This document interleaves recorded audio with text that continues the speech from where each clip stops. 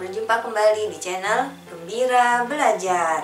Pada kesempatan kali ini kita mau belajar tentang pendidikan agama Kristen kelas 2 SD, pelajaran yang kelima. Judul dari pelajaran yang kelima ini adalah Tanggung Jawabku di Rumah. Apa yang dimaksud dengan tanggung jawab? Pernah tidak anak-anak mendengar kata tanggung jawab? Tentunya pernah ya. Pernah tidak kalian mendengar ya ada orang berkata seperti ini, ih kamu anaknya tidak bertanggung jawab misalnya ya, atau misalnya ada teman kita tidak mengerjakan PR, lalu ya gurunya bilang seperti ini, kamu ini murid tidak bertanggung jawab, tidak mengerjakan PR. Pernah tidak mendengar seperti itu ya? Jadi apa ya yang dimaksud dengan tanggung jawab?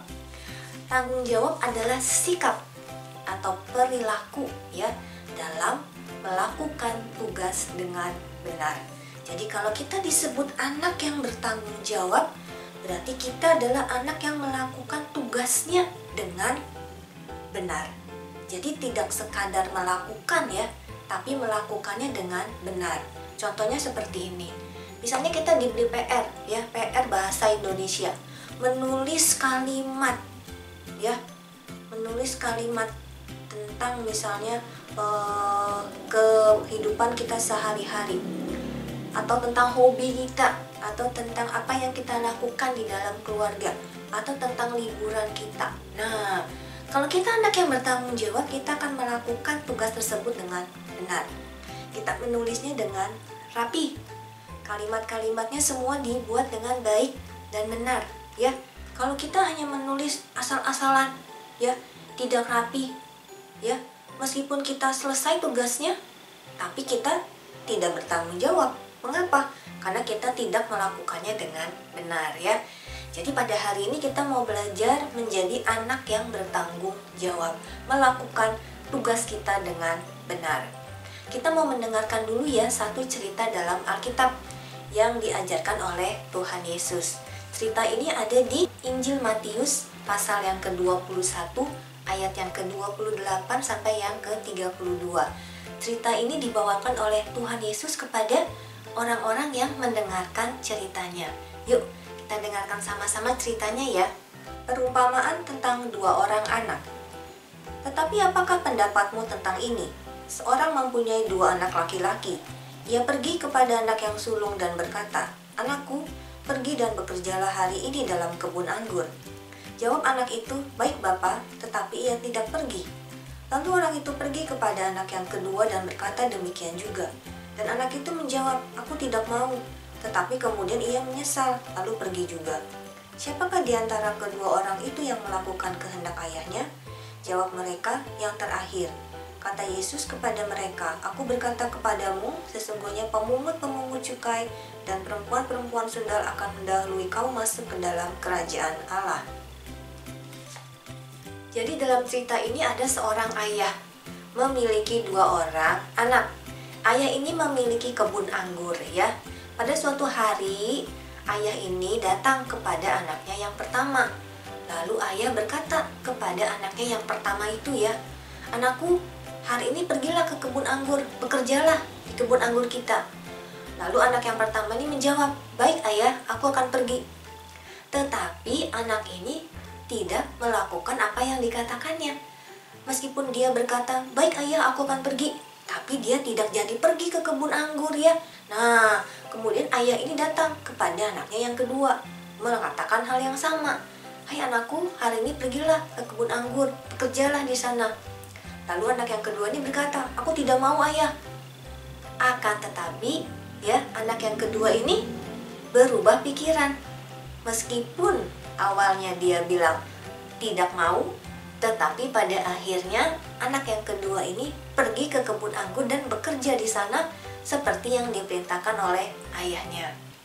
Anak-anak, dari cerita ini ya, mana dari kedua anak tadi yang bertanggung jawab? Tentunya anak yang kedua ya. Kalau tadi anak yang pertama dia bilang, "Baik ayah, aku akan pergi ke kebun anggur, aku akan bekerja." Tapi dilakukan tidak? Tidak. Ya berarti anak yang pertama ini tidak bertanggung jawab. Beda dengan anak yang kedua ya. Anak yang kedua bilang, tidak mau ayah. Tapi akhirnya dia pergi ke kebun anggur dan dia bekerja. Jadi anak yang kedua ini anak yang lebih bertanggung jawab. Anak-anak, kita mau ya menjadi anak-anak yang bertanggung jawab dalam kehidupan kita.